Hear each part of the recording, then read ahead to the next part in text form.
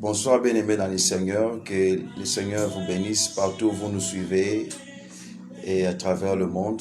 Je salue tous les bien-aimés dans le monde, je salue tous mes fils et filles à travers le monde qui vont suivre cette série des enseignements que nous voulons commencer à partir de ce soir, qui s'intitule « Vivre sans avoir peur de la mort ».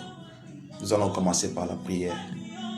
Éternel notre Dieu, nous te sommes infiniment reconnaissants pour le don de la vie. Tu es le Dieu de la vie et tu partages ta vie avec tes créatures. Tu leur donnes la grâce de vivre. Nous te sommes infiniment reconnaissants pour ce moment.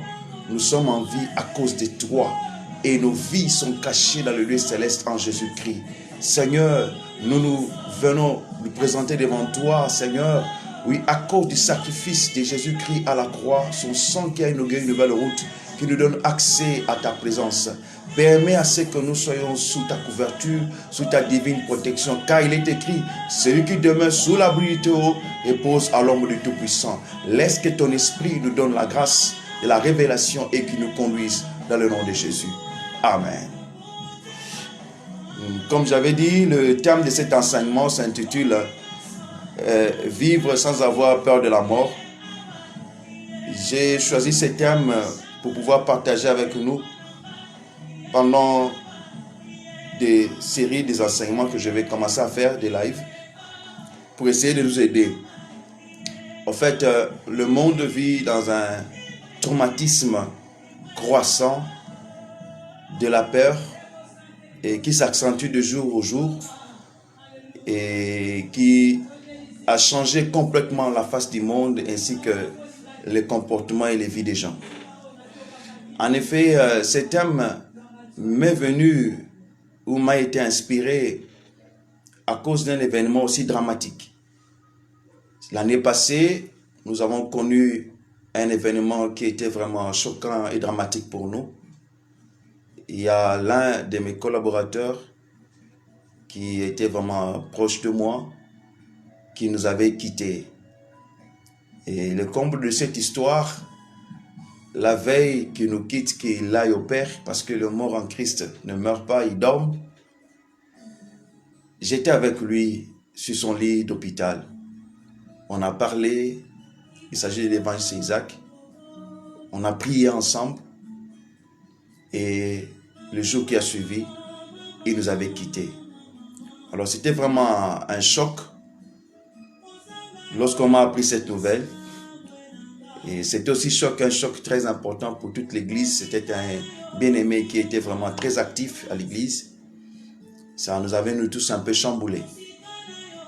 Rentré à la maison, j'ai bénissé Dieu, j'ai adoré pour tout ce qui est arrivé. Le matin, je me suis réveillé. Je commençais à avoir envie d'écrire parce qu'il m'arrive souvent à avoir envie d'écrire. Je commençais à écrire. Et en écrivant, et ce thème m'est arrivé. L'Esprit de Dieu m'a aidé à comprendre beaucoup de choses. C'est comme ça que je veux vous partager une portion de ces livres que je suis en train d'écrire. En fait, au travers de cette série des enseignements, je vais en faire genre de livres audio. Je serai en train de lire des portions de ces livres et de les commenter pour nous aider à comprendre. Et le thème, comme je viens de le dire, vivre sans avoir peur de la mort. Nous allons lire deux textes. Le premier texte est Hébreux chapitre 2, verset 14. La Bible dit, Hébreux chapitre 2, verset 14. Ainsi donc, puisque les enfants participent au sang et à la chair, il y a également participé lui-même, afin que par la mort, il anéantit celui qui a la puissance de la mort, c'est-à-dire le diable. Nous allons lire Apocalypse chapitre 12.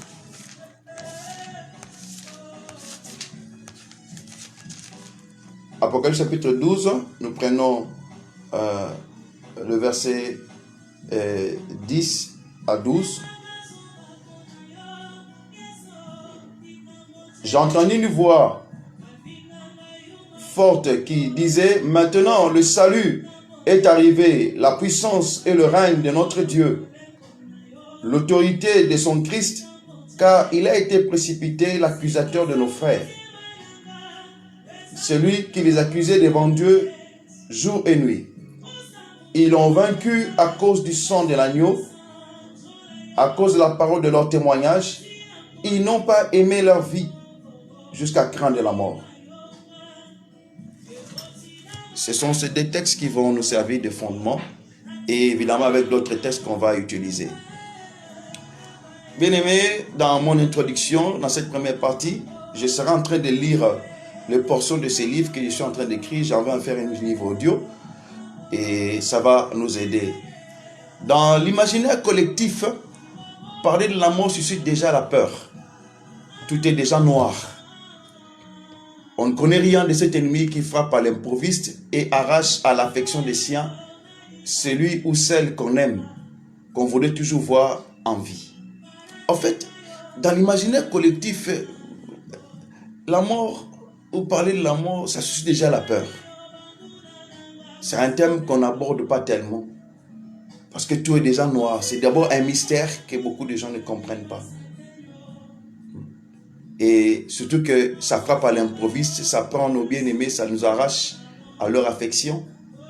La mort, c'est ce méchant qui vient nous couper la joie de vie et nous fait plonger dans l'angoisse d'une perte et d'un vide difficile à combler. Heureusement que la parole de Dieu, comme une lumière, va nous dévoiler le vrai visage de cet ennemi qui, par surenchère, se veut être un monstre inconnu et dont les limites de son pouvoir et de son action nous sont révélées par l'œuvre salvatrice de Jésus-Christ. Bien aimé, au travers de la parole de Dieu, on peut quand même avoir une lumière pour essayer de comprendre ces mystères qui semblent flous, qui semblent noirs, dont on ne comprend absolument rien.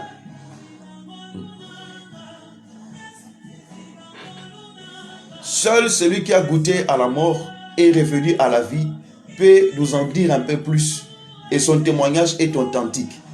Nous parlons de Jésus-Christ qui est la parole de Dieu.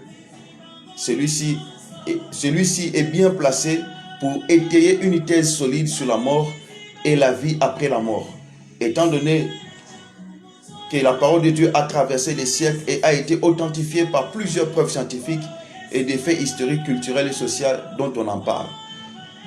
Nous voulons nous reposer sur la parole de Dieu qui a fait assez de preuves à travers le monde, qui a changé de vie et qui atteste et révèle la réalité de la mort. Et nous voulons aussi nous appesantir sur le témoignage de Jésus-Christ, notre Seigneur, qui est mort et ressuscité au travers des Écritures, ce qui est écrit, parce que lui, il a goûté à la mort, il est allé là-bas et puis il est revenu à la vie. Son témoignage est plus que vivant. Et la parole de Dieu aujourd'hui n'est plus en douter parce que même les scientifiques attestent de la véracité de la Bible. Aujourd'hui, la plupart des savants attestent de la véracité de la Bible. Rien n'est plus concret que l'expérience vécue par une personne dans sa foi et se fondant sur la parole de Dieu. Aujourd'hui, même la science atteste de la véracité de la parole de Dieu. Et l'expérience de quelqu'un qui a vécu la parole de Dieu et qui l'a transformée est une vérité. La mort, phénomène des limites de l'existence humaine, ne peut être constaté que par des instruments et des techniques médicales. Le médecin et les autres scientifiques ne peuvent rien faire de plus, sinon de constater seulement les dégâts lorsqu'elle est là. Avec les méthodes scientifiques, ils ne peuvent que constater la mort lorsqu'elle est là avec des instruments. Le cystoscope, l'électrocardiogramme, tous ces appareillages-là que les médecins ont, donnent des signes de cessation de vie. Ils ne peuvent que constater les dégâts et ils ne peuvent rien faire. Même s'ils essaient de réanimer la personne par plusieurs techniques, par des massages, par des machines de réanimation. Mais au bout d'un certain temps, ils se rendent à l'évidence que la personne a rendu le souffle. C'est une peine perdue de pouvoir continuer de les réanimer. Il ne faut qu'un constat de décès et annonce la nouvelle à la famille que c'est fini pour une telle personne. Et c'est comme un voile qui nous est jeté aux yeux. On ne peut plus rien voir physiquement. La prochaine étape, c'est l'enterrement de la personne ou la crémation, selon les cultures. Dans notre culture, on fait la crémation du corps et la personne est partie, c'est fini. Néanmoins, la Bible lève le coin du voile pour nous révéler ce qui est du domaine de l'insaisissable. Le domaine de l'insaisissable, de l'invisible, est révélé à travers les Écritures. Ce que la science ne peut pas définir, ne peut pas révéler, ne peut pas nous donner des preuves palpables physiques. Nous trouvons la parole de Dieu expliciter cela. La Bible révèle le domaine de l'irrationnel, le domaine de la métaphysique, de l'au-delà. C'est que la science ne peut pas parfois révéler. De ce fait, les preuves matérielles pour croire aux faits immatériels relèvent de deux logiques différentes et complémentaires. Ce sont deux logiques différentes, mais à mon avis, elles sont complémentaires entre la science et la foi. Deux logiques différentes parce qu'ils ont des méthodes différentes. La science se base sur des faits pratiques, palpables, observables, tangibles, humainement tangibles, vérifiables. Tandis que la foi, c'est le domaine de l'invisible, c'est le domaine c'est le domaine spirituel. Et ces deux logiques ne sont pas contradictoires, mais elles sont complémentaires. En effet, les faits matériels et physiques exigent des preuves matérielles, scientifiques, démontrables. Tandis que les choses spirituelles, qui sont immatérielles, révèlent la foi,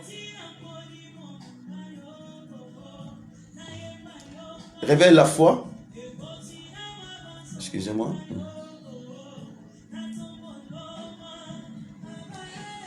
révèle la foi et qui exige une autre dimension. Donc la foi intervient dans une autre dimension. La science qui est dans le monde du physique intervient dans le monde du physique. Mais la foi intervient dans le monde du surnaturel. C'est une autre dimension au-delà de ce qui est physique. Souvenez-vous de ce que la Bible dit dans Colossiens, Dieu a créé des choses visibles et des choses invisibles. Le comble peut-être on nous a appris à l'école avec la science que tout ce qui est invisible n'existe pas. Mais c'est faux. Au-delà de ce que nous voyons, existe un autre monde. Un monde plus réel que le monde visible. Plus vieux que le monde visible. Les réalités invisibles sont plus puissantes et plus fortes que les réalités physiques. Alors ça, c'est une introduction pour essayer de nous aider à comprendre la différence entre la science et la foi. Ce sont deux méthodes différentes, mais qui sont complémentaires aujourd'hui. Parce que même l'apôtre Pierre en parle, à votre foi, ajoutez la science. À votre foi, ajoutez la science. Aujourd'hui, la science et la foi doivent marcher ensemble. Ils doivent marcher ensemble. Aujourd'hui, avec l'évolution de la science, la découverte de beaucoup de choses, par exemple, les neutrinos, les bosons de Higgs, les particules de lumière, les clusters, les ordinateurs quantiques, les univers parallèles, les trous de verre, ce sont de nouveaux concepts peut-être que beaucoup de gens n'ont jamais entendus, mais qui aujourd'hui remettent en cause certains anciens dogmes de la physique et aident les gens à comprendre que c'est comme s'il y a des ponts, il y a des passerelles entre le monde physique et le monde invisible, le monde surnaturel. Aujourd'hui, la science et la foi marchent la main dans la main. Il n'y a plus de contradiction. D'ailleurs, la science aujourd'hui confirme ce que la foi avait dit hier. Et il est important aujourd'hui que nous puissions comprendre cela. Les conflits entre la science et la foi, c'est un vieux conflit qui a déjà pris fin. Aujourd'hui, ils marchent la main dans la main. Et parce que la foi a un soubassement et un fondement efficace. Nous allons entrer maintenant dans le premier chapitre, le mystère de la mort. La première des choses qu'il faut comprendre, Dieu est le Dieu de la vie. Il est lui-même la vie par essence. Dieu n'a pas la vie. Dieu lui-même, il est la vie. Il est la vie. Autour de lui, il partage la vie à ses créatures. Il leur donne accès à la vie. Il leur donne une dose de vie. Voilà pourquoi dans l'Apocalypse, on parle devant le trône de Dieu et il y a les 4 êtres vivants. Ce qui atteste déjà qu'autour de Dieu, il y a la vie. Il y a la vie. Il a donné la vie à toutes ses créatures, aux animaux, aux poissons, à nous les humains, à tout ce qu'il a créé. Et jusqu'à aujourd'hui, la science est en train de chercher l'origine de la vie. Ils sont allés en dessous des océans pour chercher, ils n'ont pas trouvé. Ils sont allés à la lune, ils sont allés partout, ils n'ont pas trouvé. Parce que la source de la vie, c'est Dieu lui-même. Et étant le Dieu de la vie, en dehors de lui, il n'y a pas de vie. Donc Dieu est le Dieu de la vie, en dehors de lui, il n'y a plus de vie. En dehors de lui, c'est la mort. C'est comme ça qu'il faut concevoir. Donc Dieu est le Dieu de la vie, parce qu'il lui-même, il est la vie. Tout ce qui est en dehors de Dieu, c'est la mort. Jean chapitre 3, verset 36 nous dit, celui qui a le Fils a la vie, celui qui n'a pas le Fils n'a pas la vie. Donc si tu n'as pas le Fils, tu n'as pas Dieu, tu n'as pas la vie. Et la vie, ce n'est pas seulement le bios, la vie biologique, la vie physique qu'on a dans nos corps, manger, respirer, tout ça. Mais la vie a plusieurs échelons. Et même en grec, le mot vie a plusieurs racines.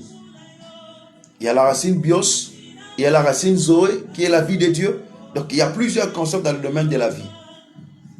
Maintenant parlons de la mort. La mort est définie comme une cessation de vie. C'est la fin de vie, l'absence de vie. C'est là où Dieu n'est pas. On peut aussi les définir comme cela. La mort, c'est aussi comme une entité maléfique. Un esprit géant qui accompagne le séjour des morts. Selon Apocalypse, chapitre 6, verset 8 à 10, il nous dit, lorsqu'on a ouvert le 4e sceau, Jean a vu le cheval verdâtre, le 3e sceau. Il a vu le cheval verdâtre qui était symbolisé par la mort et le séjour de la mort qui l'accompagnait. Donc la mort, c'est comme une entité maléfique qui est accompagnée du séjour de mort. Parce que quand tu lis aussi Apocalypse, je pense au verset 20, au chapitre 20, on nous parle du jugement, du temps de la fin, du jugement dernier. Lors du jugement dernier, on prendra la mort comme une entité et les séjours de mort, on les jettera dans les temps de feu. C'est comme si c'était des personnes à lire le langage biblique, le langage prophétique. En fait, c'est comme des entités, des esprits, des entités supérieures qui vont être jetés en enfer et être détruits. La mort, c'est une force plus puissante, c'est la force la plus puissante sur laquelle le diable s'appuie. Et là, nous rentrons maintenant dans le texte que nous avons lu dans Hébreux 2, 14. La Bible dit, Jésus-Christ, comme les enfants participent à la chair et le sang, lui aussi, il a participé à la chair et le sang. Il a préféré revêtir cette chair humaine, venir avec le sang humain, devenir un humain, devenir un mortel. Il s'est dépouillé de sa divinité, comme Colossiens dit. Il a revêti la simplicité humaine, la fragilité humaine, pour détruire celui qui régnait par la force de la mort. C'était pour la première fois, lui qui est la vie, qu'il entre dans la mort. Voilà pourquoi l'œuvre de la croix est une œuvre magnifique. C'était pour la première fois que Dieu goûte la mort et accepte de descendre dans la mort. Et tout ça, c'est pour sauver l'humain, l'homme que toi tu es. Et rejeter l'œuvre de la croix, c'est la pire erreur que quelqu'un pourrait faire. La mort, c'est l'un des pires ennemis des hommes. Parce que les hommes n'arrivent pas à le vaincre. Et les hommes ont la terreur devant elle. Et ce qu'il faut savoir, premièrement, Dieu a autorité et plein pouvoir sur la mort et sur le séjour de mort. Dieu, notre Père, a autorité et plein pouvoir sur la mort et le séjour de mort. Il a autorité et plein pouvoir. C'est lui qui décide qui mourra et qui vivra. Jésus dit dans Matthieu chapitre 6, Il dit, aucun oiseau dans le ciel ne tombe en bas sur la terre et ne meurt, si ce n'est par la volonté de votre Père. Donc si le Père n'autorise pas, même l'oiseau ne mourra pas. Le chasseur qui est en train de faire la chasse pour essayer de tuer un oiseau, il ne peut pas avoir cet oiseau-là si Dieu n'autorise pas. Donc même pour un oiseau, il faut l'exécution de la volonté de Dieu. C'est pareil pour tous les animaux, les poissons que nous mangeons. Il faut que Dieu ait permis. Il faut que cela entre dans le cadre de la volonté permissive de Dieu. S'il ne permet pas, cela n'arrivera pas. Et je me pose une question. Si Dieu prend autant soin des animaux, des poissons que nous allons manger demain, et il exige son autorisation avant que chaque créature ne soit tuée, à combien plus forte raison, toi humain, être humain, pour lequel Jésus est allé mourir à la croix, tu penses que tu peux mourir comme un simple monsieur? Tu peux mourir simplement comme ça, tout bonnement comme ça? Il faut que Dieu ait autorisé. S'il n'autorise pas, cela n'arrivera pas. On a plusieurs preuves dans la Bible. Pierre, Satan t'a réclamé pour te cribler comme un froment. Mais moi, j'ai prié pour toi afin que ta foi ne défaille point. Jésus a refusé de livrer Pierre à la mort. Il a prié pour lui afin que sa foi ne défaille pas. Pour dire que Dieu est celui qui a le plein contrôle sur la mort. Celui qui décide qui vivra, celui qui décide qui mourra. Chaque jour, selon les statistiques, il y a plus ou moins 190 000 personnes qui meurent dans le monde entier. À peu près 2 personnes par seconde. Dans le monde entier. Et chaque jour, des gens meurent. Chaque jour, des gens vivent. Et si tu as envie, jusqu'à 40 ans, 45 ans, 60 ans, n'importe quel âge que tu as maintenant, c'est le nombre de fois que tu as raté la mort. Et Dieu a refusé que tu meurs. Et ce n'était pas pour la première fois que tu attrapes la maladie. Tu en as attrapé à plusieurs reprises et parfois des maladies graves. Mais le Dieu du ciel a refusé que tu descendes dans la fosse. David dit, les liens de la mort m'avaient environné, mais l'Éternel m'en a délivré.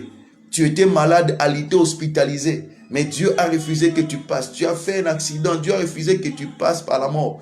Dieu t'a guéri, t'a restauré. Voilà pourquoi tu dois apprendre à lui faire confiance. Ta vie est entre ses mains. Et un autre élément, je vais ajouter, Jésus-Christ notre Seigneur. Il est mort et il est ressuscité pour donner à l'humanité la preuve d'une vie de victoire sur la mort. Le but de la mort et de la résurrection de Jésus, c'était pour nous donner la preuve qu'on peut vaincre la mort. Parce que lui, il est passé par là et il est vivant.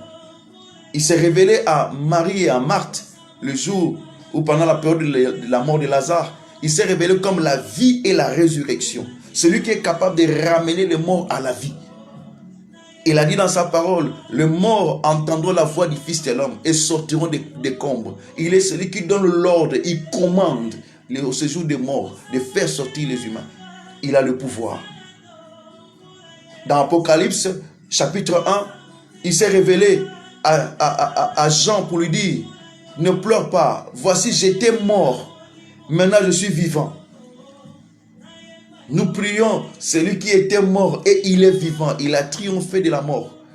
Et une autre chose, non seulement il a triomphé de la mort, il a informé à Jean, je tiens dans ma main la clé de la mort et du séjour des morts. La clé de la mort et du séjour des morts. Bien-aimé dans le Seigneur, je veux que tu comprennes ces choses. Que ton Seigneur Jésus, en qui tu as cru, c'est lui qui a les commandements, les bâtons de commandement. C'est lui qui a la clé. C'est lui qui ouvre la porte. S'il n'ouvre pas la porte, rien ne se fera. S'il ne donne pas l'ordre, rien ne se fera. C'est lui qui décide qui vivra, qui mourra. Pendant cette période où la pandémie est en train de faire des ravages dans le monde, les gens sont en train de trembler. Les gens ont peur à l'annonce de nouvelles qui arrivent, à l'annonce de la seconde vague, même de la troisième vague qui viendra. Les gens ont peur. Ils ne savent pas quoi faire. Ils sont terrorisés par la mort. Regardez comment la terreur de la mort s'est emparée du monde entier. À cause de cela, on a des lois compliquées qui compliquent la vie. Le fonctionnement des choses est devenu difficile. Et tout le monde est dans la peur bleue.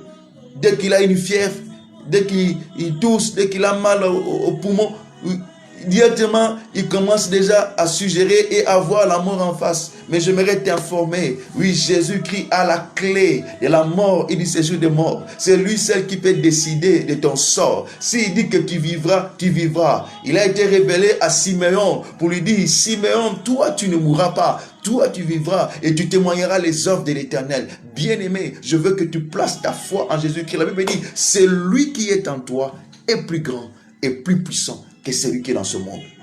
Qui est dans ce monde actuellement? C'est la maladie qui sévit. Mais qui est en toi maintenant? C'est Jésus-Christ. Oh bien-aimé, sois plus conscient de Jésus-Christ qui est en toi, qui est la vie, qui est la vie et qui donne la vie et qui décide qui mourra, qui vivra. Alors il est important que nous ayons la révélation. Troisième chose, je vais dire à propos toujours de cet élément, le Saint-Esprit. C'est l'esprit de vie. Le Saint-Esprit, c'est l'esprit de vie. Et c'est l'esprit de la résurrection. Dans Ephésiens chapitre 1, verset 19 à 21, l'apôtre Paul révèle dans le livre d'Éphésiens que Dieu a ressuscité Jésus-Christ en envoyant son esprit, en envoyant le Saint-Esprit, en déployant l'infinie grandeur de sa puissance par son esprit pour ressusciter Christ entre les morts et tous les saints qui étaient dans le séjour des morts. Le Saint-Esprit, c'est l'esprit de la résurrection. C'est l'esprit de vie. Le Saint-Esprit n'a pas été seulement donné pour que tu parles la langue, pour que tu aies des visions. Mais en ces temps difficiles, en ces temps de la fin, je veux que tu aies la vision, que tu aies la révélation, que l'esprit de Dieu qui est en toi, c'est l'esprit de vie. Tu as l'esprit de vie en toi. Et Paul dit dans Romains chapitre 8, verset 16, il dit, si l'esprit de celui qui a ressuscité Christ entre les morts habite en vous, l'esprit de celui qui a ressuscité Christ entre les morts rendra la vie à vos corps mortels. Nos corps sont mortels, nos corps sont faibles, nos corps sont fragiles, nos corps sont susceptibles de mourir. Mais l'esprit de vie, le Saint-Esprit qui est en nous, il n'est pas là seulement pour que nous puissions prier, pour que nous puissions gêner, pour qu'il puisse nous donner la révélation, prophétiser. Mais c'est aussi l'esprit de vie. En fait, en nous, il y a un mécanisme divin placé par son esprit pour avoir la vie. Cela veut dire, en d'autres termes, quand la menace de la maladie sera dans ton corps en train de guetter et de détruire ton corps, l'esprit de vie qui est en toi est capable de auto-générer la vie et la guérison. Il nous faut maintenant avoir la révélation sur la puissance de la guérison de Dieu qui est au travers du Saint-Esprit qui est en nous, qui est l'esprit de vie. Bien-aimés, en ce temps de la fin, nous avons besoin de la révélation afin de marcher avec Dieu dans la nouvelle vitesse. Un autre élément, je vais dire toujours dans cette introduction, les saints de Dieu, les enfants de Dieu, les saints, qui sont dans les cieux, les enfants de Dieu, les saints qui sont dans les cieux, ceux qui nous ont dévancés, ceux qui sont partis dans la gloire, ceux qui dorment déjà, leur corps dorme, mais leur esprit ont atteint la perfection. Ils sont aujourd'hui dans le lieu céleste, dans la gloire. Et les autres créatures célestes, restées fidèles à Dieu autour de son trône, ses anges, vivent dans l'éternité. Et là où ils sont, la mort n'a plus de pouvoir sur eux. La mort n'a plus de pouvoir sur eux. Les saints, les enfants de Dieu, quand ils meurent, ils entrent dans la gloire. Quand ils vont dans la gloire, là-bas, dans le royaume céleste, la mort physique n'a plus de pouvoir sur eux. Ils ont triomphé de la mort. Et ils continuent de vivre dans l'éternité comme notre Père. Donc il nous faut comprendre que la vie ne se limite pas ici-bas. La vie continue. Deuxième point.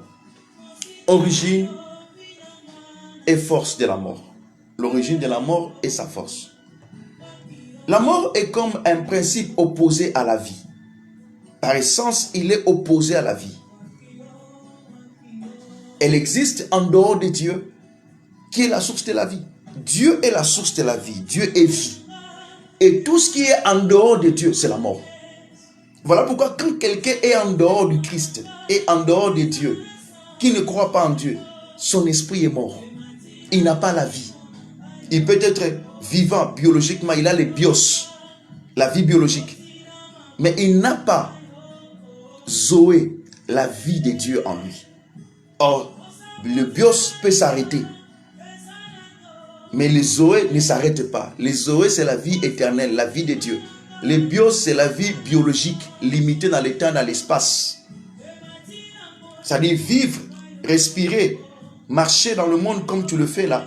Si tu n'as pas Dieu, tu ne connais pas Jésus, tu as seulement les bios. Tu n'as pas Zoé. Mais si tu crois au Seigneur Jésus, il te donne la vie. Dieu a tant aimé le monde qu'il a donné son Fils unique, afin que quiconque croit en lui ait la vie. Cette vie-là, c'est Zoé, la vie de Dieu.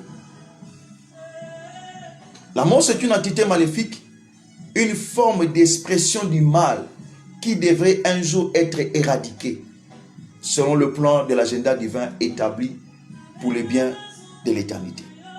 Donc, selon le plan de l'agenda divin, la mort est une forme d'expression du mal qui doit un jour être éradiquée de l'univers. Qui doit être éradiquée de l'univers. Parce que Dieu est le Dieu du bien. Il est le Dieu du bien. Il est le Dieu du bien pour l'éternité. Et il veut le bien de ses créatures pour l'éternité. La mort trouve sa force où? Point A, 2A. Il trouve sa force dans l'action diabolique. Hébreux chapitre 2, verset 14 le dit. On avait lu ça. Jésus est venu avec la chair et le sang, afin que par sa mort, il anéantisse celui qui régnait par la puissance de la mort. C'est-à-dire le diable. La Bible le cite bien. Il y règne par la puissance de la mort. C'est comme ça que vous verrez tous ceux qui savent le diable, tous ceux qui sont dans l'occultisme, on leur fait des chantages, des menaces. Si tu ne fais pas ça, tu mourras. Si tu ne fais pas ça, tu mourras. Tout ce que tu ne fais pas ça, tu mourras. Tout ce que l'ennemi fait est lié à la mort. Jean chapitre 10, verset 10 dit, le voleur ne vient que pour voler, tuer et détruire. Tous ces éléments-là sont des processus liés à la mort. En fait, le diable étant rejeté par Dieu, qui est la source de la vie, il se retrouva dans l'atmosphère de l'absence de Dieu, qui est une forme de mort. Et il partisa avec la mort comme une entité maléfique, afin d'en faire l'une de ses forces principales de son action. Donc lorsqu'il a été chassé, il a partisé avec la mort et il en a fait l'une de ses forces principales. Jean 10, 10 le dit, le voleur ne vient que pour voler, tuer et détruire. En effet, voler, c'est une forme de mort. Quand quelqu'un te vole ton argent ou tes affaires, te vole dans ton compte, il veut la mort de ton business. Tuer, évidemment, on sait tuer, c'est la mort. Ça mène à la mort. Détruire, c'est aussi la mort. Quand on détruit l'économie, on fait des pillages, on détruit les tissus économiques d'une nation, c'est la mort. Tout ça, ce sont des formes de mort. Donc, il s'est spécialisé dans le travail de la mort. C'est comme ça, l'action de la mort est amplifiée par l'action diabolique. Deuxième élément, point B, 2B, ce qui donne la force à la mort, c'est le péché. Le péché donne la force à la mort. Genèse 3. Dieu a dit à l'homme de manger tous les arbres du jardin. Le jour où tu mangeras à l'arbre de la connaissance du bien et du mal, tu mourras. La loi est venue. Et là, on transgresse la loi. Il y a le péché. Et le péché mène à la mort. Dieu a dit à l'homme, tu mourras. Le jour où tu transgresseras la loi, tu mourras. Donc, dès le début de l'histoire de l'humanité en Éden, nous voyons Dieu parler de la mort avant même la chute de l'homme dans le péché. Dieu a parlé de l'existence de la mort avant même que l'homme ne chute dans son péché. Il était encore saint, il était encore bien devant Dieu. Mais Dieu l'a déjà averti. Fais attention, ici en Éden, il y a la présence de la mort, mais au travers d'un fruit. Le jour où tu manges ce fruit-là, tu meurs. Donc la mort a été là en Éden. Il était déjà là. Et Dieu ne voulait pas le cacher. Il l'a exposé. Pourquoi? Parce qu'il a créé l'homme libre. Avec le libre arbitre, l'homme a le pouvoir du choix et de décider ce qu'il fera. En effet, la mort existait déjà et était déjà opérationnelle comme une option négative ou maléfique sur la terre en ce temps-là. Ça existait déjà. Et la chute de Lucifer avait été effectuée déjà et le diable était déjà présent sur la terre. Dieu ne pouvait pas lui cacher cette réalité-là. Il lui a révélé, regarde, la mort est déjà là, l'ennemi est déjà là. Alors toi, veille sur le jardin. Voilà pourquoi dit la Bible dit, Dieu lui donna les jardins pour les cultiver et les garder. Les cultiver et les garder. Il devait veiller sur les jardins. Il n'a pas veillé suffisamment et l'ennemi est entré. Voilà pourquoi chaque fois la Bible dit, veillez, priez, veillez, priez. Il faut veiller. Dieu ne l'a pas caché à l'homme, il lui a parlé de la menace du mal qui guettait sa vie malgré qu'il était dans le jardin d'Éden. Donc malgré que l'homme était dans le jardin d'Éden, la menace de la mort le guettait. La menace de la mort le guettait. Alors il devait faire attention à lui-même pour savoir qu'est-ce qu'il mange. Il devait faire attention à lui-même pour savoir observer les lois de l'Éternel et marcher comme Dieu veut. Adam et Ève décidèrent de désobéir à Dieu. Ils sont tombés dans le péché. Et dès ce moment-là, la mort a eu son emprise sur leur vie. Dès qu'ils ont péché, la mort a eu son emprise sur leur vie. La mort a commencé à travailler. La mort a commencé à agir dans leur cœur, dans leur vie. La mort a commencé à chambouler tout dans leur corps. Et ainsi, ils sont devenus des mortels. Ils sont devenus des mortels. Et la mort a commencé à dominer sur leur existence et leur infliger une limite de vie. Et là, j'ouvre une parenthèse. Le jour où Adam et Ève ont mangé le fruit, la mort est entrée en eux. Mais ils ne sont pas morts le même jour instantanément. Mais la mort était déjà dans leur esprit. Mais physiquement, ils étaient encore vivants. Parce que Adam est mort, je pense, à 930 ans. Donc quelqu'un peut être en vie, en train de marcher, de faire ses affaires, de faire ses projets, aller à Dubaï, en Chine, faire ses affaires. Mais c'est un mort, c'est un cadavre. C'est un mort, c'est un cadavre. Parce qu'il n'a pas en lui la vie de Dieu. Un tel homme, s'il rencontre maintenant la mort physique, il n'a pas déjà la vie de Dieu. Il n'a que le bios, la vie biologique. Mais maintenant, quand cette vie-là biologique s'arrête, c'est fini pour cette personne. Voilà pourquoi, avant qu'il ne soit trop tard, reviens au Seigneur, reviens à celui qui t'a créé, reviens au bas de la croix. Reçois le Seigneur Jésus-Christ comme ton Seigneur et Sauveur, qui te donne la vie éternelle. En fait, j'ai une bonne nouvelle pour les chrétiens, les enfants de Dieu, pour leur dire, ils n'ont pas seulement les bios, la vie biologique, mais ils ont aussi les os, ils ont double vie. Ils ont deux vies.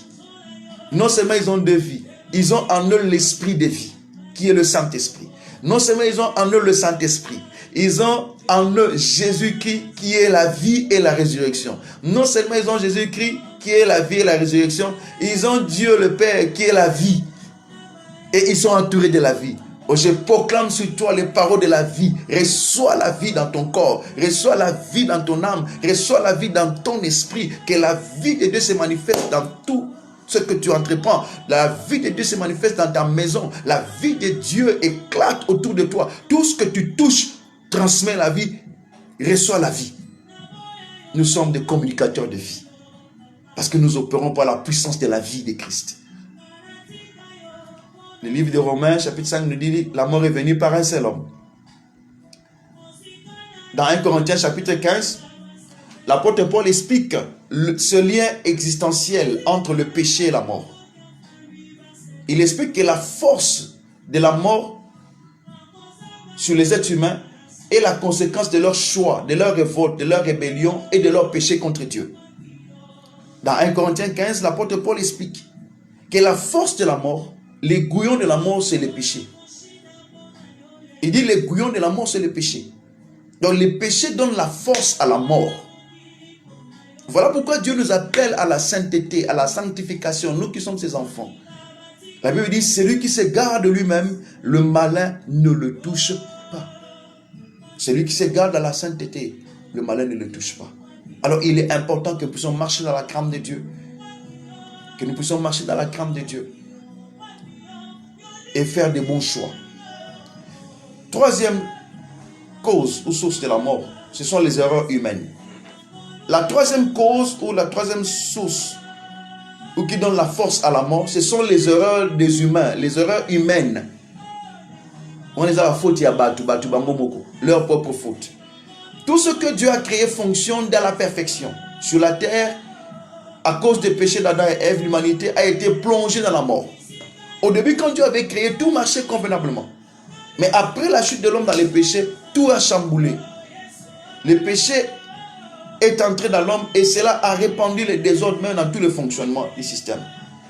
Et ça a plongé l'homme dans la mort et dans la limite des vies. Depuis cette chute en Éden, le corps des êtres humains sont devenus faillibles. Les corps des êtres humains sont devenus faillibles. Nos corps sont devenus faibles, sont devenus des mortels à cause de la chute en Éden. Les conséquences de la chute, nous la vivons jusqu'à aujourd'hui. Là, j'ouvre une parenthèse. Il y a des choses que tu peux faire, des décisions que tu peux prendre, mais ça affecte des générations. Non seulement toi, mais les enfants de tes enfants. Ils subissent les conséquences des choses que tu as faites. Et là, il faut faire attention pour nos choix et nos décisions.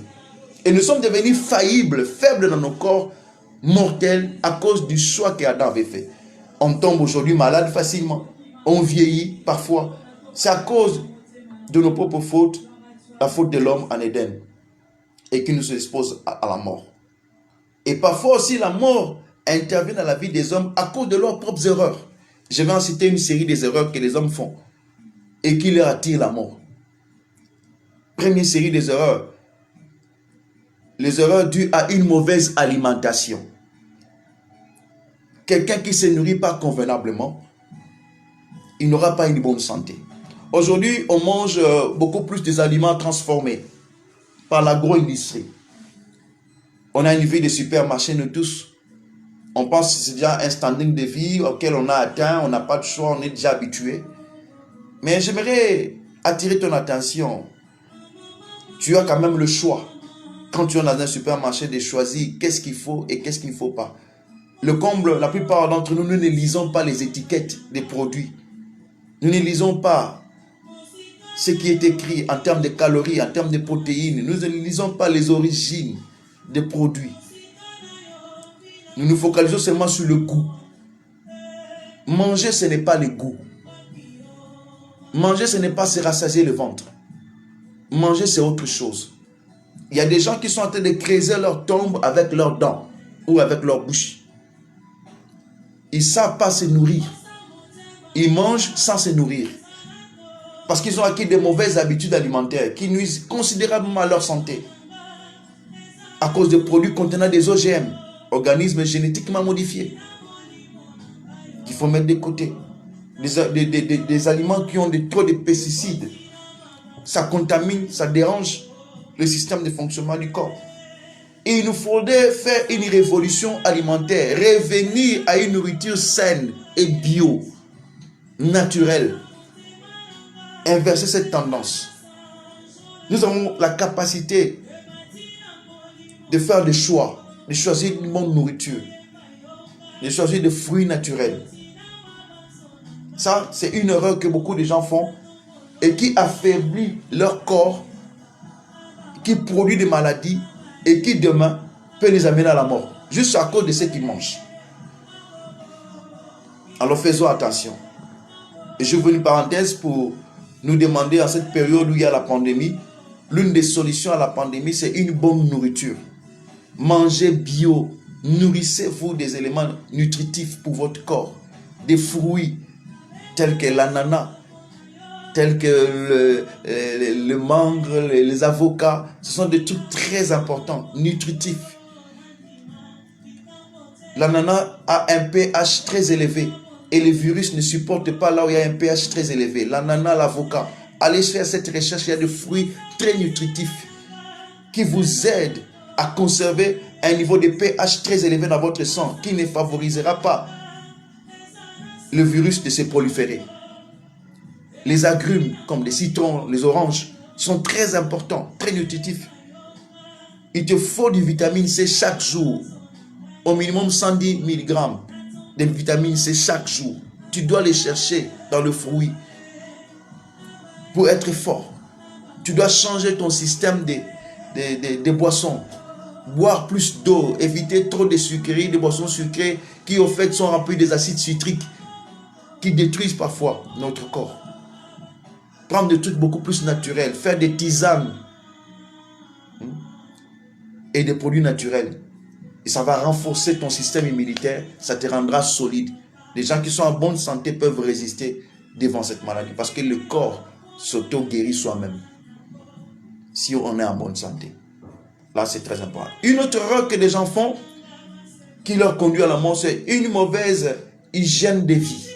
Quand on a une mauvaise hygiène de vie, le manque de sport, trop de stress, moins de repos et de sommeil, ce style de vie citadine qu'on a, boulot, dodo, bouffe, boulot, dodo, bouffe, boulot, dodo, bouffe, ça ne permet pas à notre corps de bien fonctionner. Ça ne nous aide pas. On dort moins de temps. On est sur Facebook, sur WhatsApp, sur Twitter, sur Instagram à la fois. Les heures passent et le matin on doit aller au travail. On n'a même pas le temps de récupérer, de faire une sieste. On ne sait pas récupérer. On a des nuits de moins de 8 heures de sommeil. Le corps ne sait pas se nettoyer. Il y a trop de toxines qui s'accumulent. On n'est pas fort. On ne sait pas récupérer. Regardez les gens qui sont au village, ils sont solides. Parce qu'ils mangent bio et ils ont le temps de se reposer. Ils dorment généralement entre 18h et 19h. Ils sont déjà endormis pour se réveiller à 4h. Ils sont efficaces. Nous, le style de vie citadine qu'on a, ça nous complique la vie. Une autre erreur que les gens font qui les amène à la mort, ce sont les mauvais choix et les mauvaises décisions. Lorsqu'on conduit une voiture, par exemple, et qu'on fait les mauvais choix d'entrer au mauvais moment, on s'expose à des accidents. Lorsqu'on traverse la chaussée sans regarder, on s'expose à des accidents.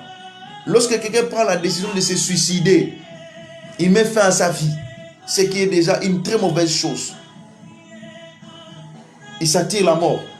En fait, les gens meurent aussi par leur propre faute, par des mauvaises décisions. Il y a aussi les erreurs médicales. Certaines fois, les médecins font aussi des erreurs par de mauvaises prescriptions, par l'automédication. Les gens qui ne sont pas expérimentés vous indiquent certains produits, vous prenez, ça vous complique la tâche. Donc l'automédication, les erreurs médicales peuvent conduire brusquement aussi à la mort. Les erreurs d'appréciation, ça ce sont des erreurs humaines. On n'apprécie pas très bien les risques. On n'est pas prudent, le manque de prudence, de mauvais diagnostics et tant d'autres facteurs qui conduisent l'homme à une issue fatale. Donc beaucoup de gens meurent à cause de leurs propres erreurs ou des erreurs occasionnées par les autres. Donc, vous devez les savoir. Ce qui donne la force à la mort, c'est le diable, le péché et les hommes eux-mêmes. Troisième point, le champ d'action de la mort. Ecclésiaste chapitre 8 nous dit, tout arrive à tous. La mort, elle frappe toute personne.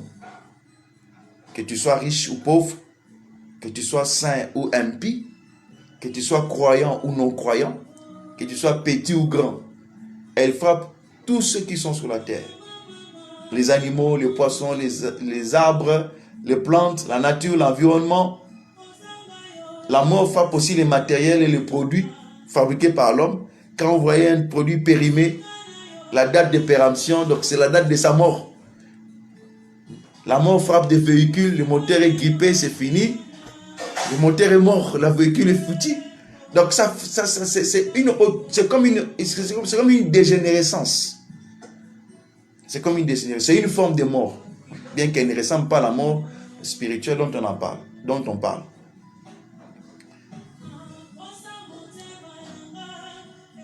Quatrième point, la mort comme porte d'accès à l'éternité. La mort est aussi comme une porte d'accès à l'éternité. En fait, la vie, elle ne se limite pas ici-bas.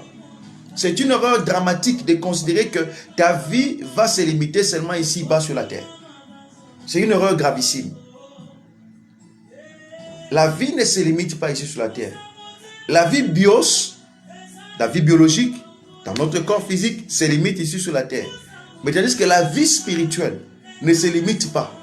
Ton âme a une existence éternelle. Ton âme a une existence éternelle. Maintenant, le problème est de savoir où iras-tu après la mort physique. Ton âme ira où? Dans la gloire ou dans le lieu de tourment en attendant l'enfer? C'est à nous de faire le choix maintenant. C'est à nous de faire le choix. Donc depuis la chute de l'homme dans le péché, l'homme est devenu mortel et il subit la loi du temps. Il subit la loi du temps. Le temps l'influence, c'est comme ça nous grandissons, nous vieillissons, nous subissons la loi du temps. Et il y a un temps fixé pour tout. Il y a le nombre des années de vie qui sont fixées sur la terre. La mort est devenue comme un processus qui débute dès la naissance. Les scientifiques ont découvert que la mort, c'est un processus qui commence depuis la naissance. Au fur et à mesure, nous grandissons à la fois avec les effets de la mort en nous. Et là, je comprends et je rejoins directement la Bible avec l'apôtre Paul qui dit la vie agit en nous, la mort agit aussi en nous. Parce que chaque jour, la science a découvert qu'il y a des cellules qui naissent, il y a des cellules qui meurent. Il y a des cellules qui naissent, il y a des cellules qui vieillissent, il y a des cellules qui meurent. Donc, en soi, chaque jour, la mort biologique est activée. La vie biologique est aussi activée. Tu es en vie parce que le nombre de cellules vivantes sont supérieurs à ceux des cellules mortes. Par exemple, des cellules mortes, on a les cheveux,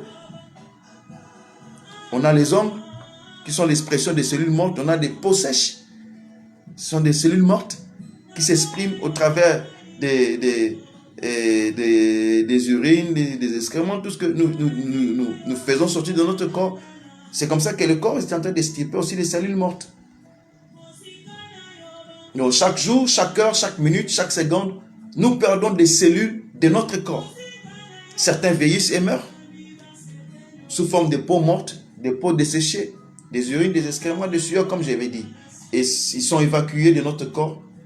Et notre corps a besoin de se régénérer avec ce que nous mangeons. Avec ce que nous mangeons. Pour garder une bonne vie. Et la mort se manifeste par la séparation des trois composantes de l'homme. L'homme est composé du corps, de l'âme et de l'esprit.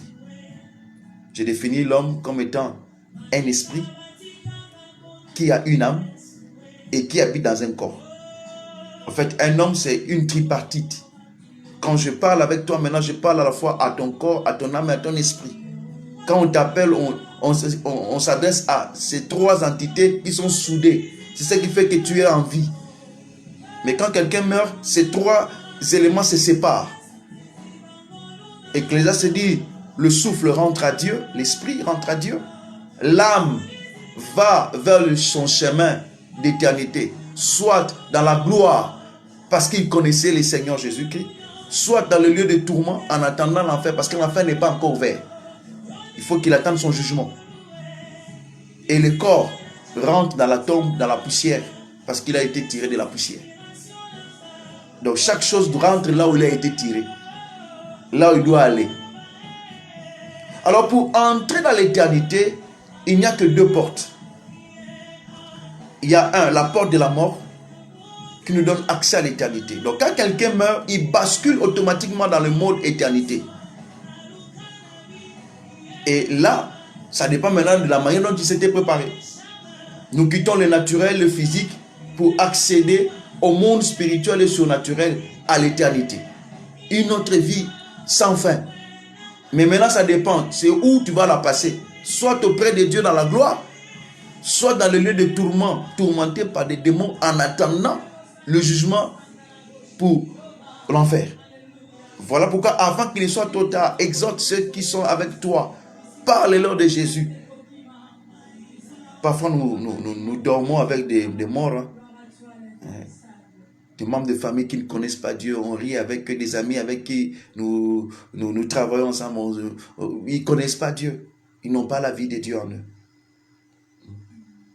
Alors, nous devons le savoir. Et c'est vraiment explicité dans Luc chapitre 17, la parabole de l'homme riche avec le pauvre Lazare, où Jésus a expliqué qu'au-delà de la mort, la vie continue. La vie continue soit au paradis. Lazare est entré au paradis, dans le sang d'Abraham. Tandis que l'homme riche, il est allé en enfer. Il est dans le lieu de tourment, parce que l'enfer n'est pas encore ouvert. Donc le paradis, c'est le lieu de la vie parfaite, sans mort. De joies éternelles, dans la gloire de la présence de Dieu et de tous les saints. Jésus a dit à ses brigands, tu seras avec moi ce soir au paradis. Aujourd'hui, quand les chrétiens meurent, ils ne descendent plus dans le séjour des morts. Ils vont tout droit dans la maison du Père, au paradis. Ils vont dans la maison du Père. Parce que Christ, quand il est mort, il a amené les captifs. Tout ce qui était lié par l'année de la mort. David parlait de ça. Tu n'abandonneras pas mon âme dans les Sheol, dans les séjours des morts. Il savait qu'un jour Jésus viendra les prendre là-bas. Il a prophétisé de ça. Quand Jésus est arrivé, il est mort, il est entré dans les séjours des morts. Il a pris les Abraham, les Isaac, les Jacob, tout ce qui était lié par la mort. Il les a emmenés dans la gloire. Éphésiens chapitre 4, Paul parle de ça. Étant ressuscité, il a amené les captifs. Il les a amenés dans la gloire. Il est monté avec eux dans les cieux, dans le royaume de notre Père.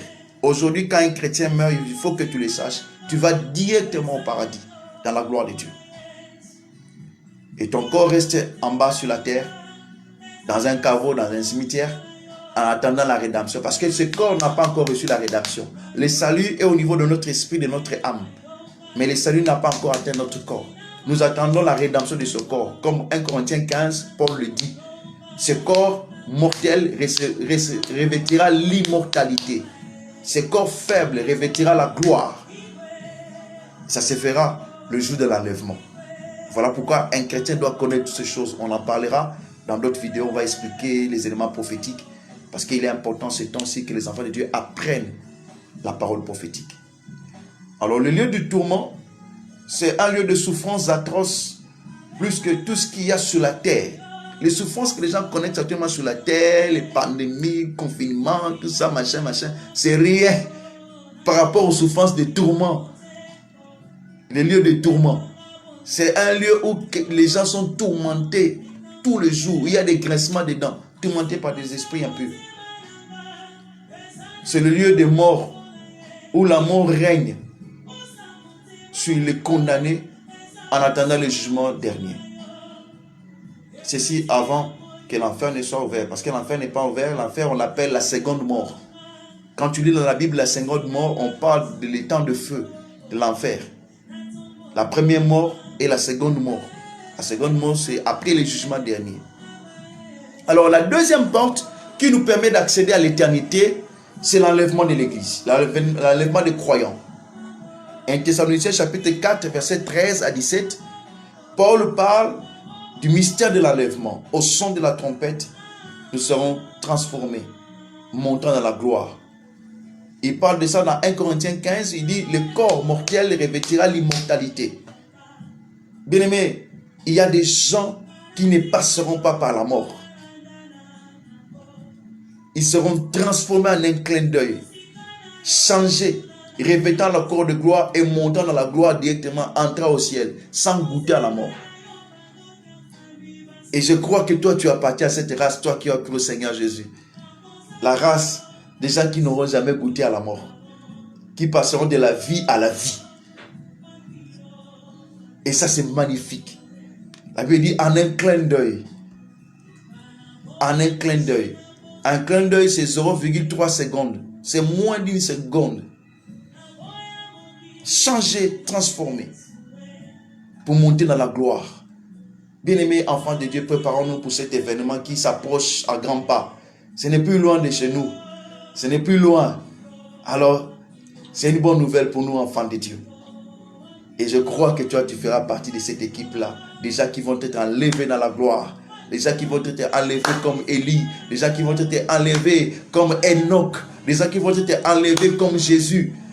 Oui, avant toi, il n'y a que 3 personnes qui ont vécu ce phénomène. Il y a Enoch, il y a Élie le prophète, et il y a Jésus-Christ notre Seigneur, qui ont été enlevés, emportés dans la gloire. Et toi, tu seras le prochain. Oh, alléluia. Est-ce qu'il y a quelqu'un qui peut dire gloire au Seigneur pour cela? Tu as été choisi pour vivre ces temps. Tu as été choisi pour vivre ces événements. Tu as été choisi pour vaincre la mort. Voilà pourquoi l'apôtre Paul dit dans 1 Corinthiens 15, ces jours-là, les saints crieront, les enfants de Dieu crieront, ô mort, où est ta victoire? C'est les jours où les enfants de Dieu vont vaincre la mort pour toujours. Parce qu'ils seront revêtus de la gloire. Ils monteront dans l'éternité. Il y aura un corps de gloire. Un corps semblable à Jésus. La Bible dit, tel il est, tel nous serons ce jour-là. quel nous serons ce jour-là. Quel jour magnifique. Quel jour glorieux. Quel jour glorieux. C'est ça l'espérance de l'Église. C'est ça la force des croyants. On a cru au Seigneur à cause de ça. Ce n'est pas pour l'argent. Ce n'est pas pour les biens de ce monde. Mais c'est pour un héritage éternel qui nous attend dans les cieux. Ah, ça c'est magnifique. Je vais terminer avec le 5e point. La volonté de Dieu et la mort. La mort et la volonté de Dieu. Ça c'est un point très capital que j'aimerais que vous puissiez suivre avec attention. La volonté de Dieu et la mort. On va lire Matthieu 10, verset 29. Matthieu 10, verset 29. C'est une grande, ici, il y a des grandes questions. Si vous avez des questions, vous pouvez m'écrire. On va répondre lors de la séance prochaine. Matthieu 10, verset 29.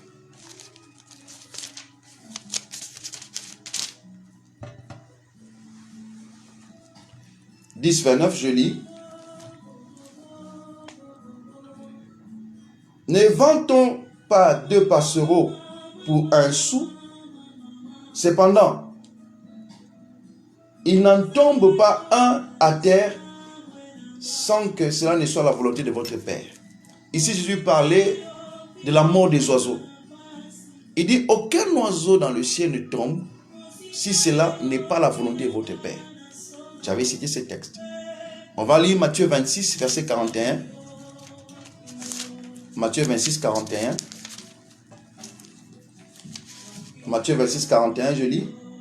Veillez et priez afin que vous ne tombiez point dans la tentation. L'esprit est bien disposé, mais la chair est faible. Il s'éloigna d'eux d'un jeu de pierre une seconde fois, et il pria, mon Père, s'il n'est pas possible que cette coupe s'éloigne de moi sans que je la boive, mais que ta volonté soit faite, non la mienne. Amen. Bien-aimé, rien ne se fait sans la puissante volonté de Dieu. La puissante volonté de Dieu, c'est une machine incontournable. Rien ne peut arriver dans ce monde sans que Dieu ne l'ait permis, sans que Dieu ne l'ait autorisé. Même le temps par lequel nous passons actuellement, le monde passe par cela. Quelque part, nous devons comprendre la dimension de la volonté de Dieu. La volonté permissive de Dieu et la volonté parfaite de Dieu. Quand les hommes s'éloignent de la volonté parfaite de Dieu, ils basculent automatiquement dans le mode volonté permissive. Et là, parfois, Dieu, après avoir attendu, il n'a pas d'autre choix, si ce n'est de commencer à frapper pour que certains rentrent sur le droit chemin. Je crois dans mon cœur, avec cette pandémie qui est en train de faire des ravages, c'est vrai, il y a trop de choses qui se disent dessus. Il y a aussi une activité diabolique derrière ça. Mais au-dessus de tout ça, il y a aussi la dimension de la volonté permissive de Dieu, au travers desquelles le Seigneur a un plan pour sauver encore beaucoup des âmes.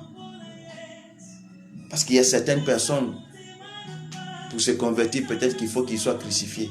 C'est comme ce brigand-là. Il a toujours écouté la parole, il connaissait même que Jésus a un royaume. Mais il ne s'est jamais repenti, il était toujours brigand, il tuait toujours les gens. Pour lui, Dieu a dit, attends, je t'aurai. Dieu a permis qu'on l'arrête, qu'on le bastonne, qu'on le frappe à mort, qu'on le crucifie le même jour avec Jésus. Et là, à la croix, 2 minutes avant la mort, il a demandé à Jésus s'il peut entrer dans ce royaume. Jésus a accepté. Et il a été sauvé. Au travers de la douleur, il pleurait, il saignait, mais son âme a été sauvée.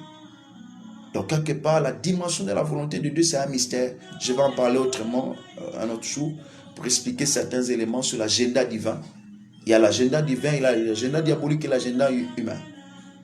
Mais l'agenda divin est supérieur à tous les agendas. Donc, rien n'arrive sans que Dieu ne l'ait permis. Il est le seul maître des temps et des circonstances. Il a autorité et plein pouvoir sur tout. Même sur la mort. Il a plein pouvoir et autorité sur tout. En effet, lorsqu'un homme meurt, son corps se sépare de son âme et de son esprit. l'esprit doit rentrer à Dieu. Mais pour que l'esprit rentre à Dieu, que Dieu l'agrée, il faut que Dieu l'ait autorisé.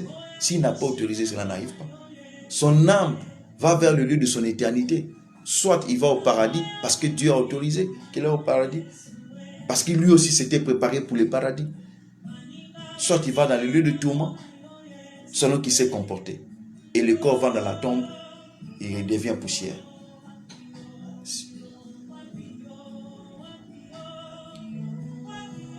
Mais rien n'arrive au hasard. Tout est soumis à la puissante volonté de Dieu. Donc même la mort ne subit que la puissance de la volonté de Dieu. Jésus a dit, même un oiseau ne tombe pas en bas sur la terre sans que Dieu ne l'ait permis. Voilà pourquoi je veux que tu croies que rien ne t'arrivera si Dieu ne l'autorise pas. Est-ce que tu sais combien de fois tu as raté la mort? Tu sais combien de fois le diable t'a attaqué? Tu sais combien de fois on en voulait à ta vie? Et combien de fois Dieu a refusé? Et tu dois faire confiance à celui qui tient toutes choses entre ses mains. La Bible dit, nos vies sont cachées dans les célestes en Jésus-Christ. Point 5.1. La volonté parfaite de Dieu. Nous devons d'abord commencer par comprendre la volonté parfaite de Dieu avant d'entrer dans la volonté permissive. La volonté parfaite de Dieu. Dans cette dimension de la volonté parfaite de Dieu, la mort n'existe pas. Dans la volonté parfaite de Dieu, la mort n'existe pas. Car l'Éternel est le Dieu de la vie. Dans son essence parfaite, Dieu est le Dieu de la vie. Il partage sa vie avec ses créatures. Voilà pourquoi quand tu lis la Bible, parmi les dernières pages de la Bible d'Apocalypse, la Bible dit à la fin, on prendra la mort et les séjours de la mort, on les jettera dans les temps de feu, on va les détruire. La Bible dit dans le nouveau ciel et la nouvelle terre, il n'y aura plus la mort. La mort n'existera plus. Parce que ce n'est pas dans le cadre de la volonté parfaite de Dieu. Donc la mort est à la fois une forme de conséquence du mal, une sentence contre la révolte et la rébellion du diable et des anges déchus, et des hommes qui se sont rébellés contre Dieu. Et dans l'éternité parfaite de Dieu, il n'y a pas de place pour la mort. Parce qu'elle fera partie des choses anciennes qui doivent passer. Dieu est le Dieu de la vie. Dans sa volonté parfaite, la mort n'existe pas. Voilà pourquoi la Bible parle que quand il va renouveler toutes choses, après le jugement dernier, il va créer une nouvelle terre, de nouveaux cieux. Dans cet espace-là, il n'y aura plus de mort. La mort n'existera plus. Apocalypse 20, versets 13 à 14. La mort et les sujets de mort seront détruits en enfer. Voilà pourquoi il faut fuir l'enfer. Parce que là-bas, tu retrouveras à la fois la mort, le sujet de mort, les diables et tous les anges déchus, tous les démons, tous les méchants. Ce n'est pas un lieu à aller. Ce n'est pas un lieu où il faut aller. Je t'en supplie.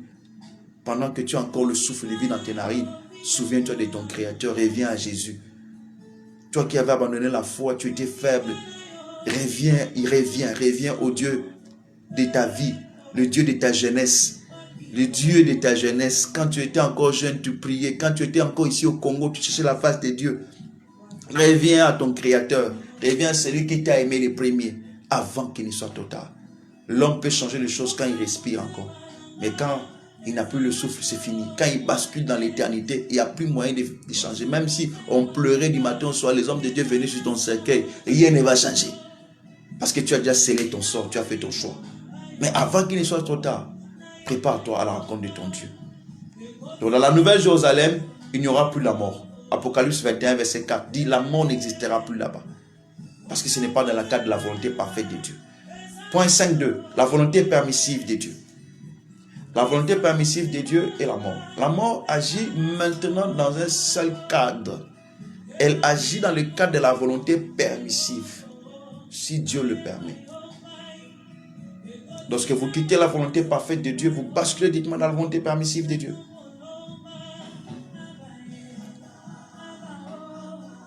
Depuis que Lucifer et les anges déchus se sont rebellés de Dieu, ils ont basculé dans la volonté permissive de Dieu.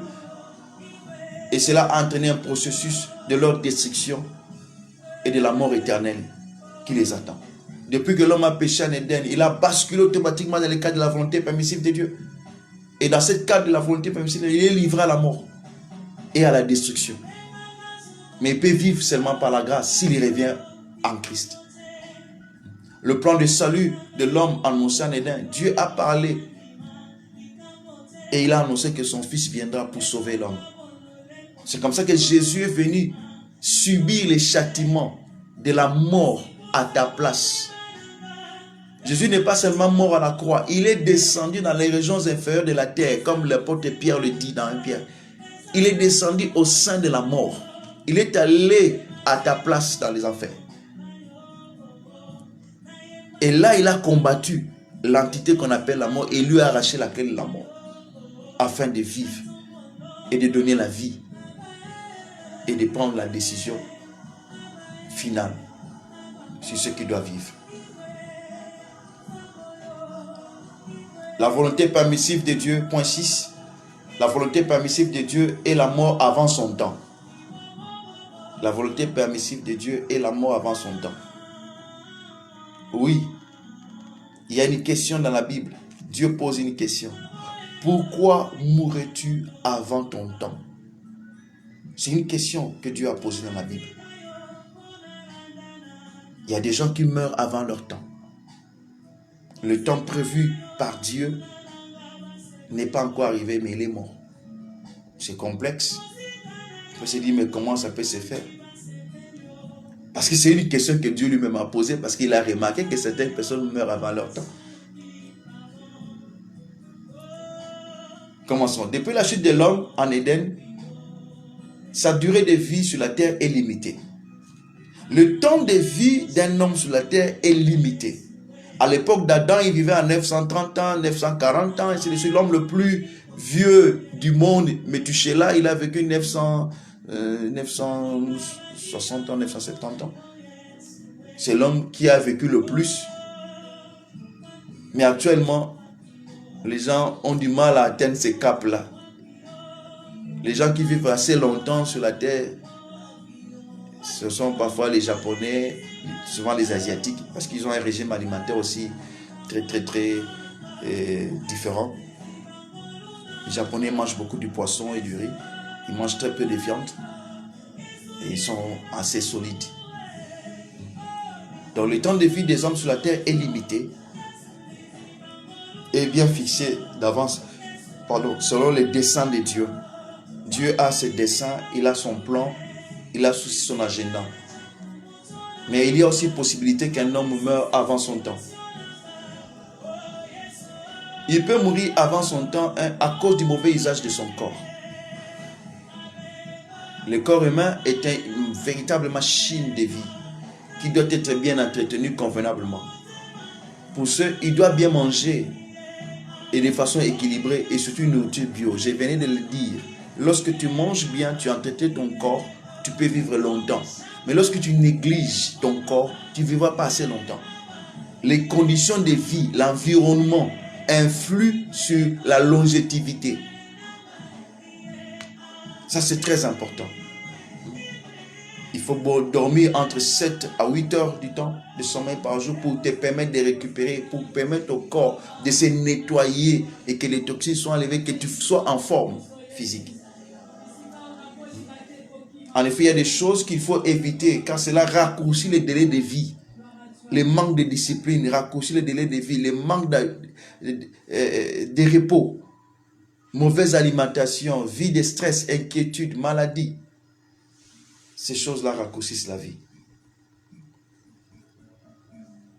L'homme peut lui-même, par son ignorance et par sa faute, mettre fin à sa vie. Ça, j'en ai aussi parlé. À cause de son libre arbitre et par ses erreurs.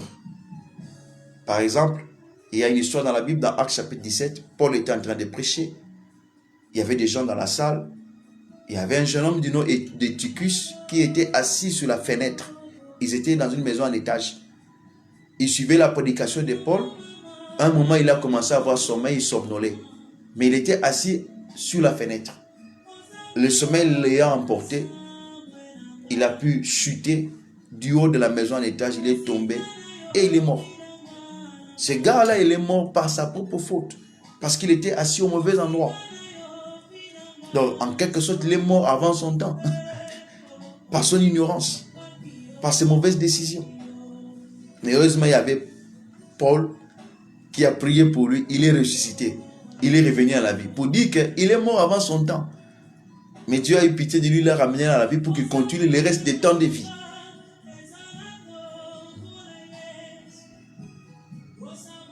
Donc il y a possibilité que les hommes meurent avant leur temps. Mais je viens déclarer ce soir que toi tu ne mourras pas avant ton temps.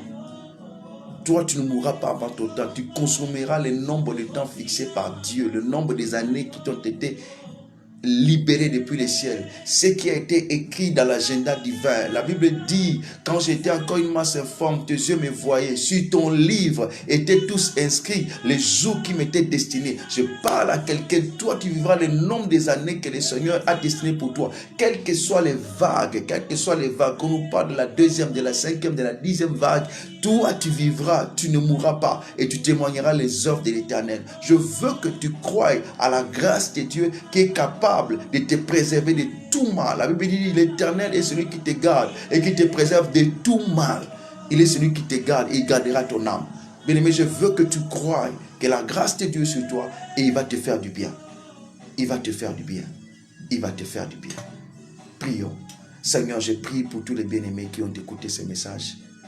Seigneur, garde-nous fidèles à toi. Garde-nous attachés à toi. Que nos vies soient cachées dans le lieu céleste en Jésus-Christ. Nous nous mettons sous la couverture de ton sang qui nous préserve de tout mal. Seigneur, merci pour le don de la vie. Merci parce que toi, tu décides sur notre vie. Oui, dans ce temps-ci où la mort est en train de souffler partout, préserve et garde ceux qui t'appartiennent. Que tes saints gens soient libérés pour la sécurité de tes enfants. Père, merci pour ce que tu nous donnes. Dans le nom de Jésus. Amen.